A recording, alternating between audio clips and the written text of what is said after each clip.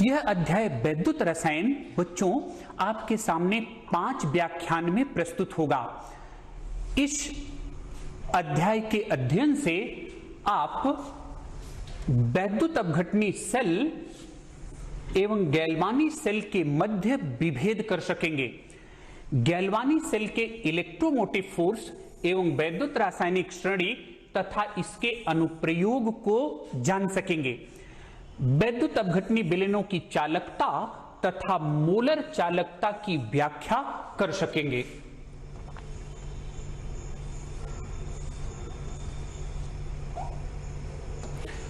इसके अतिरिक्त वैद्युत अपघटन के मात्रात्मक पक्ष को समझने में तथा कोलराउस नियम को प्रतिपादित कर सकेंगे। मात्रात्मक पक्ष में फैराडे के वैद्युत अपघटन नियमों की चर्चा होगी। कुछ प्राथमिक एवं संचायक बैटरियों एवं ईंधन सेलों की संरचना का वर्णन कर सकेंगे और संचारण को वैद्युत रासायनिक प्रक्रम के रूप में बता सकेंगे।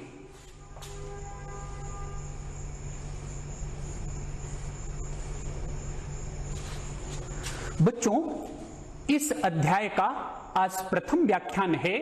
इसमें हम वैद्युत रसायन का सामान्य परिचय, गैल्वानी सेल, इलेक्ट्रोड विभव, मानक इलेक्ट्रोड विभव तथा गैल्वानी सेल के सेल विभव की चर्चा करेंगे।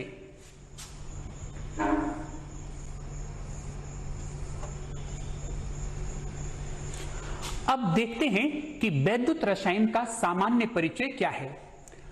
अगर आप डेफिनेशन के तौर पर देखें तो कहते हैं कि वैद्युत रसायन में वैद्युत ऊर्जा तथा रासायनिक ऊर्जा के परस्पर परिवर्तनों का अध्ययन किया जाता है। इसमें स्वतः प्रवर्तित तथा स्वतः अप्रवर्तित दोनों प्रकार के परिवर्तन सम्मिलित होते हैं। आपको बता दें कि स्वतः प्रवर्तित परिवर्तन वो है जिसके लिए किसी बाह्य कारक की आवश्यकता नहीं होती और स्वतः अप्रवर्तित प्रक्रम वो है जिसके लिए बाह्य कारक की आवश्यकता होती है।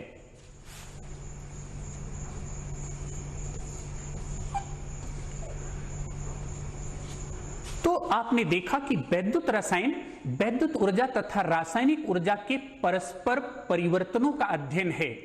यह परिवर्तन सेलों के द्वारा किया जाता है। सेल एक प्रकार की युक्ति है जिसमें दो इलेक्ट्रोड किसी एक ही विलयन में या किसी प्रकार से जुड़े दो भिन्न विलयनों में उपस्थित होते हैं। ये सेल दो प्रकार के होते हैं, गैल्वानी सेल या वोल्टीय सेल तथा विद्युत अपघटनी सेल।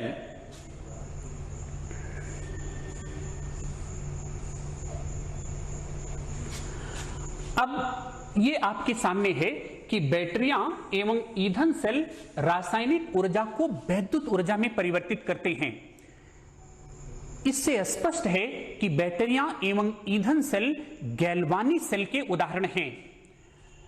बहुत सारी धातुएं, सोडियम हाइड्रोक्साइड, क्लोरीन, फ्लोरीन एवं अन्य कुछ रसायन वैद्युत अपघटनी सेल द्वारा बनाए जाते हैं और वैद्युत अपघटनी सेल में होने वाली वह घटना वैद्युत अपघटन कहलाती है। यहां ये बैटरियां शब्द आपके पास आया है तो कहते हैं कि सेल और बैटरी में क्या अंतर है। तो बच्चों, combination of cell is known as battery.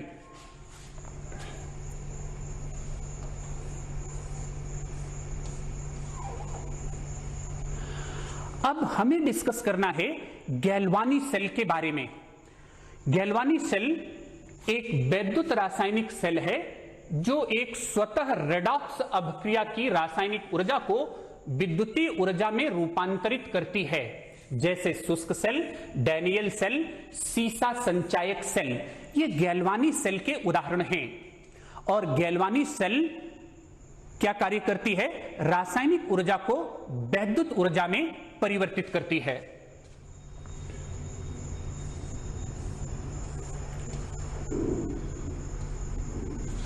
अब बच्चों, हमें देखना है कि गैल्वानी सेल की संरचना क्या है।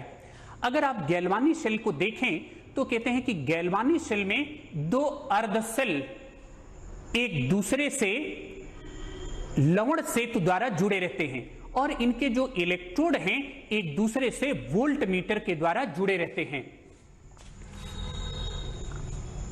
कभी कभी दोनों ही इलेक्ट्रोड एक ही वैद्युत अपघट्य में निमज्ज रहते हैं, इसका अभिप्राय है डूबे रहते हैं, एवं ऐसी स्थिति में लवण सेतु की आवश्यकता नहीं होगी।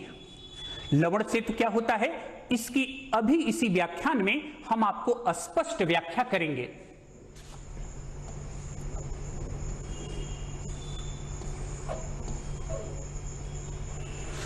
बच्चों, आपके सामने ये गैल्वानी सेल का फिगर है। ये वास्तव में डैनियल सेल का फिगर है जो गैल्वानी सेल का एक उदाहरण है।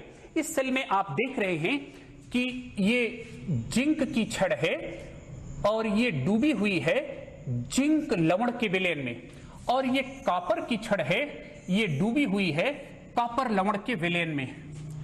ये दोनों इलेक्ट्रोड एक दूसरे से वोल्टमीटर के द्वारा जुड़े हैं और इनके विलयन जो है लवण सेतु के द्वारा एक दूसरे से जुड़े हैं।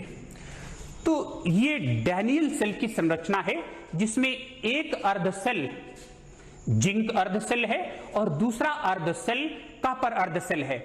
जिंक अर्ध सेल इस गैल्वानी सेल का एनोड है और कॉपर अर्ध सेल इस गैल्वानी सेल का कैथोड है।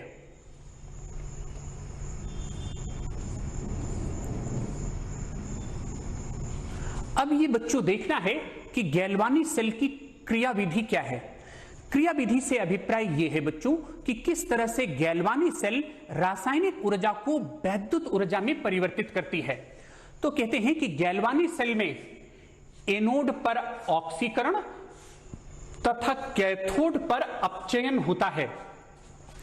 तो ऑक्सीकरण और अपचयन आप कक्षा 11 में इसका अध्ययन कर चुके हैं, लेकिन फिर भी मैं आपको बता दूं कि ऑक्सीकरण और अपचयन क्या है। कहते हैं कि इलेक्ट्रॉन त्याग करने का प्रक्रम ऑक्सीकरण है और इलेक्ट्रॉन ग्रहण करने का प्रक्रम अपचयन है। जैसे यहां आपके सामने एक रिएक्शन लिखी हुई है जिसमें जिंक का परिवर्तन जिंक 2+ में हो रहा है और ये इलेक्ट्रॉन त्याग रहा है।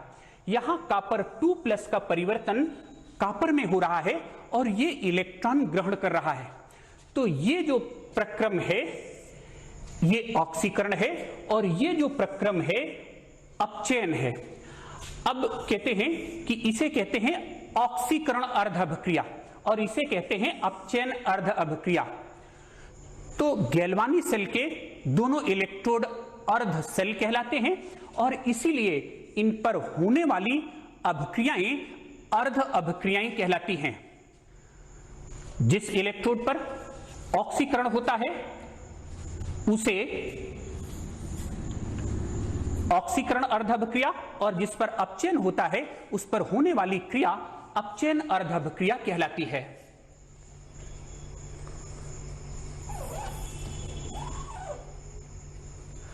अब कहते हैं कि डैनियल सेल में होने वाली रिडॉक्स अभिक्रिया निम्न है। तो रिडॉक्स अभिक्रिया के बारे में आपको बताएं। ये रिडॉक्स अभिक्रिया आती है अर्ध अभिक्रियाओं से, और अर्ध अभिक्रियाएं कौन सी हैं? ऑक्सीकरण की अर्ध अभिक्रिया है और अपचयन की अर्ध अभिक्रिया है। रिडॉक्स को देखें तो रिडॉक्स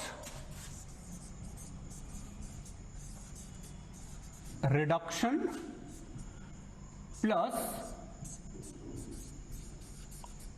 ऑक्सीडेशन, इन्हीं से रिडॉक्स बनता है। रिडॉक्स में दोनों प्रक्रम शामिल होते हैं, ऑक्सीकरण भी और अपचयन भी।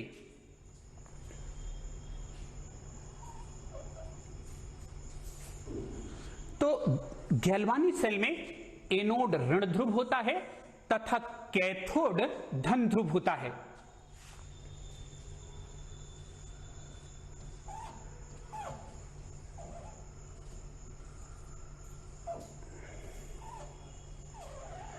अब इस बात की आपके सामने व्याख्या करेंगे कि क्यों गैल्वानी सेल में एनोड ऋण ध्रुव होता है और कैथोड धन ध्रुव होता है। आप इस गैल्वानी सेल के फिगर को देखें यहां पर जिंक की रॉड जिंक लवण के विलयन में है और यहां पर ये कॉपर रॉड कॉपर लवण के विलयन में है। तो जिंक क्या हो रहा है, जिंक का जिंक 2+ में ऑक्सीकरण हो रहा है और कॉपर 2+ का कॉपर में अपचयन हो रहा है। तो ये जिंक जो है, जब जिंक 2+ में परिवर्तित होता है तो इलेक्ट्रॉन जो है एनोड से कैथोड की ओर गति करते हैं और वो इलेक्ट्रॉन कॉपर +2 ग्रहण करके कॉपर में परिवर्तित होता है। तो इलेक्ट्रॉन का मूवमेंट किधर है, इलेक्ट्रॉन का मूवमेंट जो है एनोड से कैथोड की ओर है। बच्चों, इलेक्ट्रॉन ऋणावेशित होता है और यहां इलेक्ट्रॉन किसकी ओर जा रहा है, कैथोड की ओर। इसीलिए गैल्वानी सेल में कैथोड को धन ध्रुव और एनोड को ऋण ध्रुव माना जाता है, क्योंकि कैथोड इलेक्ट्रॉन ग्रहण कर रहा है और एनोड से इलेक्ट्रॉन कैथोड की ओर गति कर रहे हैं।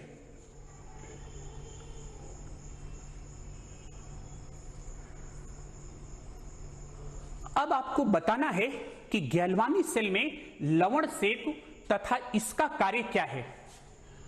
लवण सेतु में यू आकार की नली में अक्रिय विद्युत अपघट्य जैसे potassium nitrate, potassium chloride, ammonium nitrate उपस्थित होते हैं और लवण सेतु का महत्व निम्न है।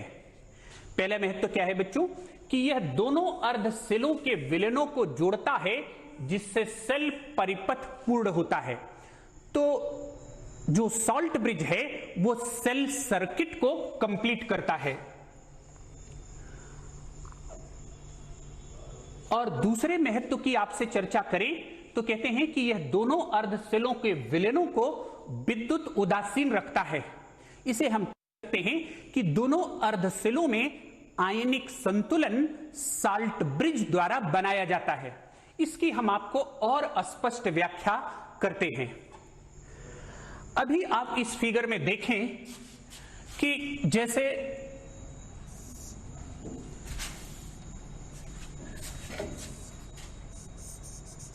ये आपकी जिंक रॉड है और यहां क्रिया क्या हो रही है, जिंक जो है जिंक 2+ में परिवर्तित होकर के इलेक्ट्रॉन मुक्त कर रहा है और ये इलेक्ट्रॉन आगे जाकर के कैथोड की ओर जाते हैं जिससे धारा का प्रवाह होता है।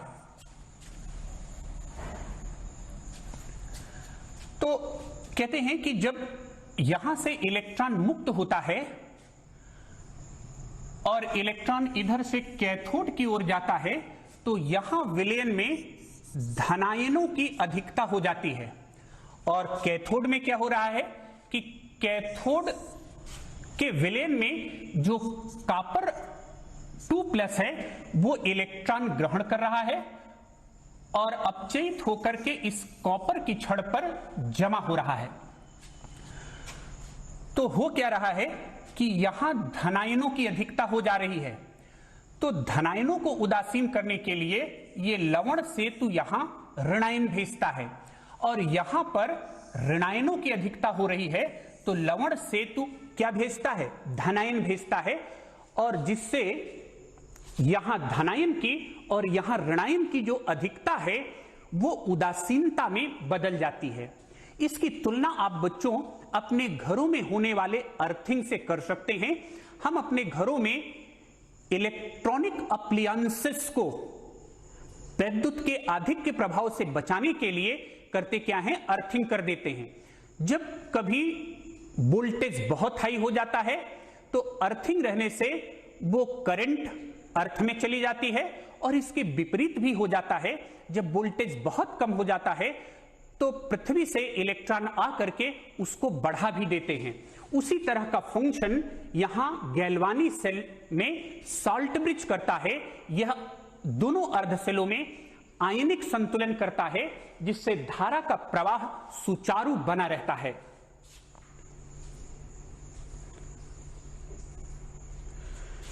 तीसरा महत्व सॉल्ट ब्रिज का यह है कि यह विलयन के एक अर्ध सेल से दूसरे अर्ध सेल में विसरण को रोकता है।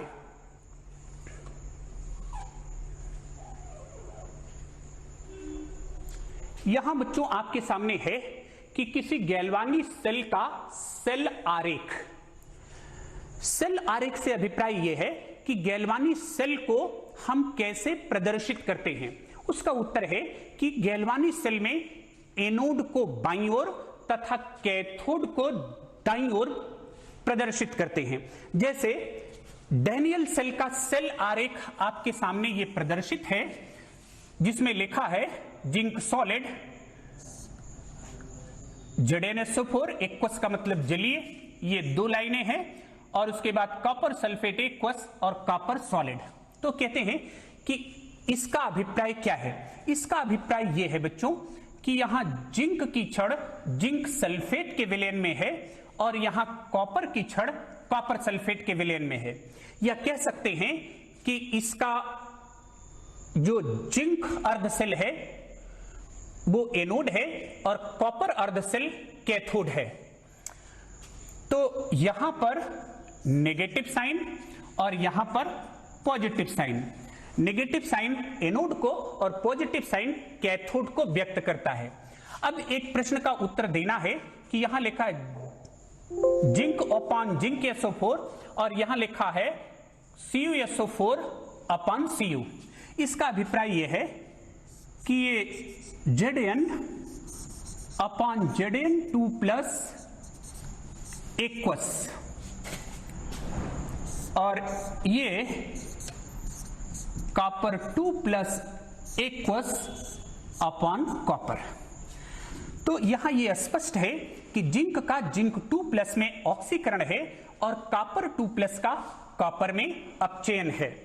तो ये एक तरह से पूरी गैल्वानी सेल को स्पष्टता से प्रदर्शित कर देता है और इसे ही गैल्वानी सेल का सेल आरेख कहते हैं।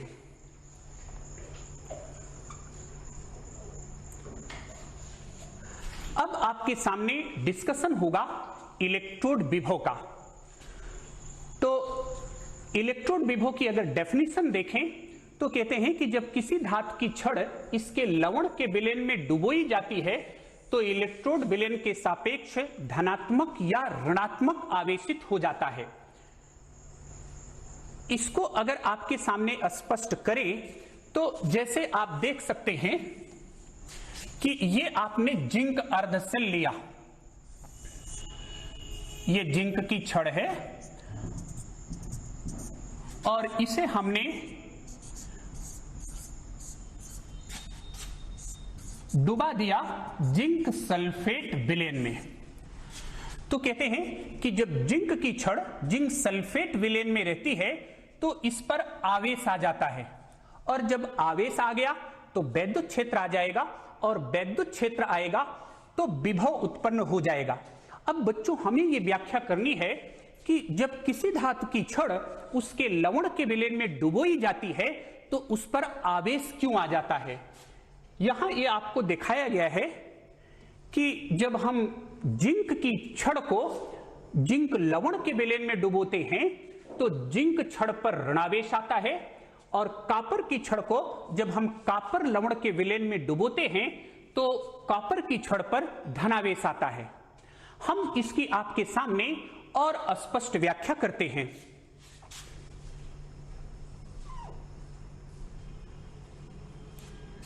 इसकी व्याख्या यह है बच्चों कि जब आप किसी धातु की छड़ को उसके लवण के विलयन में डुबोते हैं तो 2 प्रक्रम साथ चलते हैं। जैसे आपके सामने अगर जिंक की छड़ को हम जिंक लवण के विलयन में डुबो दें तो ये 2 प्रक्रम साथ चलेंगे। पहला प्रक्रम क्या है? पहला प्रक्रम यह है कि जिंक की छड़ से जिंक परमाणु जिंक आयनों के रूप में विलयन में जाएंगे और इलेक्ट्रॉन मुक्त करेंगे। दूसरा प्रक्रम यह है कि विलयन में जो जिंक आयन हैं वो इलेक्ट्रॉन ग्रहण करके जिंक बनाएंगे। तो आपको दिख रहा है बच्चों कि पहला प्रक्रम ऑक्सीकरण का है और दूसरा प्रक्रम अपचयन का है। इसी तरह से अगर आप कॉपर अर्धसेल में देखें तो कॉपर की छड़ से कॉपर परमाणुओं की कॉपर 2 प्लस के रूप में विलयन में जाने की प्रवृत्ति है और विलयन में जो कॉपर 2 प्लस हैं उनमें इलेक्ट्रॉन ग्रहण करके कॉपर बनाने की प्रवृत्ति है। अब कहते हैं कि अगर दोनों प्रक्रियाओं का वेग बराबर हो तो छड़ पर ना तो धनावेश आएगा और ना ऋणावेश आएगा। लेकिन अगर आप इन दो अभिक्रियाओं को देखें तो इनमें दोनों का वेग बराबर नहीं होता।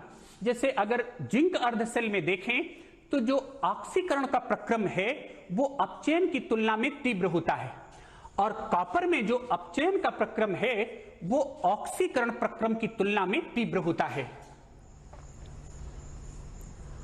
और इसीलिए ऐसा है कि जिंक में ऑक्सीकरण प्रक्रम तीव्र होता है तो जिंक ज्यादा इलेक्ट्रॉन मुक्त करता है और वो इलेक्ट्रॉन छड़ पर उपस्थित रहते हैं, जिससे जिंक की छड़ ऋणावेशित हो जाती है। अगर हम कॉपर अर्धसेल में देखें तो इसमें अपचयन का प्रक्रम तीव्र होता है, अर्थात कॉपर आयन इलेक्ट्रॉन ग्रहण करके कॉपर में परिवर्तित होते हैं, जिससे इलेक्ट्रॉनों की कमी के कारण ये छड़ धनावेशित हो जाती है। तो ये हमने आपके सामने व्याख्या की कि किसी अर्धसेल में जो इलेक्ट्रोड होता है उस पर धनावेश और ऋणावेश क्यों आता है, और अगर आवेश आ गया तो विभव उत्पन्न हो जाएगा।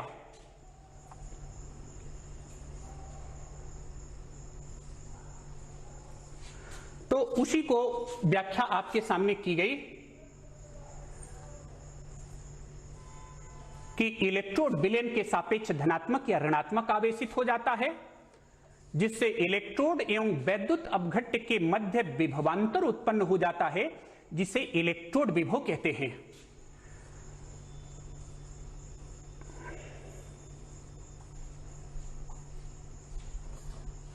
ये इलेक्ट्रोड विभव बच्चों दो प्रकार का होता है, ऑक्सीकरण इलेक्ट्रोड विभव और अपचयन इलेक्ट्रोड विभव। अब आप कहेंगे कि कब विभव ऑक्सीकरण इलेक्ट्रोड विभव होगा और कब विभव अपचयन इलेक्ट्रोड विभव होगा। कहते हैं कि अगर अर्धसेल पर होने वाली प्रभावी क्रिया ऑक्सीकरण की है तो इलेक्ट्रोड विभव को ऑक्सीकरण इलेक्ट्रोड विभव, तथा अर्धसेल में होने वाली प्रभावी क्रिया अपचयन की है तो इलेक्ट्रोड विभव अपचयन इलेक्ट्रोड विभव होगा। अब यह भी बात है कि इलेक्ट्रोड विभव निर्भर करता है धातु की प्रकृति पर, विलयन में उपस्थित उस धातु के आयनों की सांद्रता पर और ताप पर।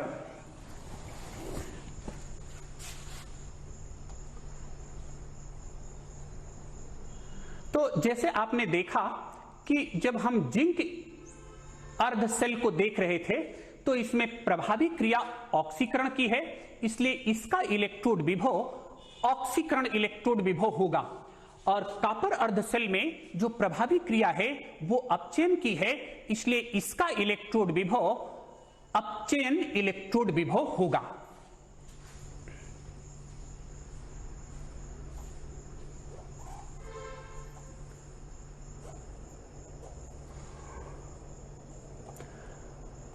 अब बच्चों हमें आपके सामने डिस्कस करना है कि मानक इलेक्ट्रोड विभव क्या है।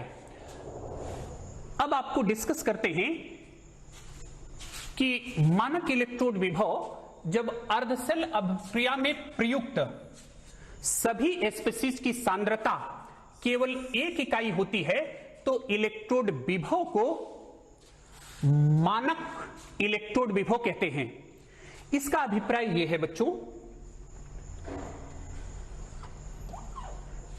कि जैसे आप देखें, ये हमने जिंक अर्धसेल ले लिया तो जिंक की रॉड जिंक लवण के विलयन में है, और दूसरे में भी ये जिंक रॉड है और ये भी जिंक लवण के विलयन में है। ये आपके सामने जिंक रॉड है और ये भी जिंक रॉड है। तो यह महत्वपूर्ण क्या है कि इसमें अगर हम जिंक लवण की सांद्रता 1 मोलर ले लें और इसमें सांद्रता 1 मोलर ना लें तो कहते हैं कि इलेक्ट्रोड विभव दोनों में उत्पन्न होगा। लेकिन जब आप सांद्रता 1 मोलर ले लेंगे तब वो इलेक्ट्रोड विभव मानक इलेक्ट्रोड विभव कहलाएगा, और वैसे इलेक्ट्रोड विभव सिर्फ आपका इलेक्ट्रोड विभव कहलाएगा।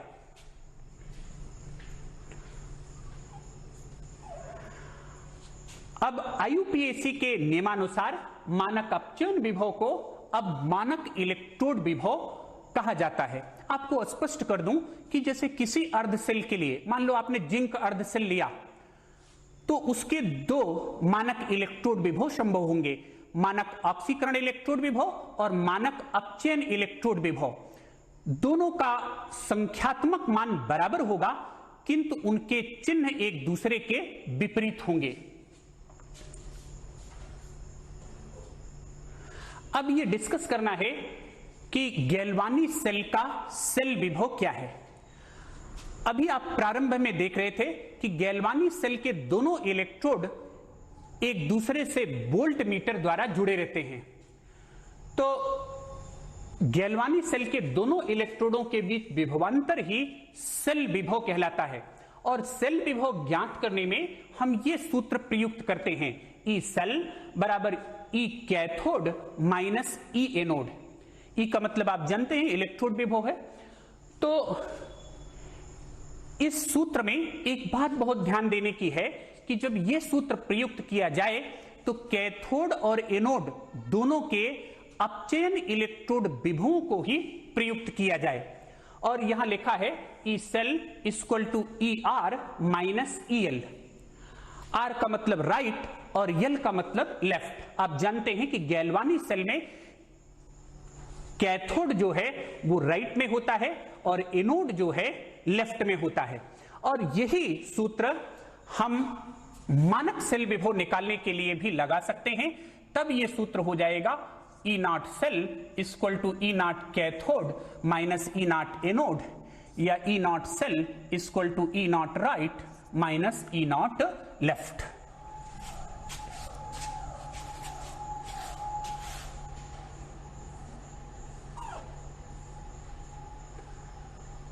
अब यहां डिस्कस करना है बच्चों कि सेल विभव और वैद्युत वाहक बल इलेक्ट्रोमोटिव फोर्स में क्या अंतर होता है।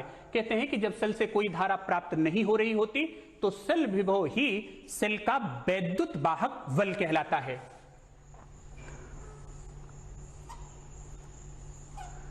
अब इस पर आधारित असाइनमेंट बच्चों आपको दिया गया है। पहला असाइनमेंट है कि उस गैल्वानी सेल को दर्शाइए जिसमें निम्नलिखित अभिक्रिया होती है। वो रिएक्शन आपको दी गई है। इस पर फर्स्ट, सेकंड, थर्ड 3 प्रश्न दिए गए हैं। कौन सा इलेक्ट्रोड ऋणात्मक आवेशित है, सेल में विद्युत धारा के वाहक कौन से हैं, प्रत्येक इलेक्ट्रोड पर होने वाली अभिक्रिया क्या है। इसमें मैं हिंट आपको बता दूं कि कौन सा इलेक्ट्रोड ऋणात्मक आवेशित है। तो आप जानते हैं कि गैल्वानी सेल में जो एनोड होता है वो ऋणात्मक आवेशित होता है। दूसरा प्रश्न है इलेक्ट्रोड विभव किसे कहते हैं, इसका मान किन किन कारकों पर निर्भर करता है। एक उदाहरण देकर बताइए कि अर्धसेल किसे कहते हैं। तो ये इस व्याख्यान पर आधारित असाइनमेंट थे जिन्हें बच्चों आप करिएगा। अगले व्याख्यान 2 में हम आपके सामने इसी वैद्युत रसायन अध्याय के और तथ्यों की चर्चा करेंगे। धन्यवाद।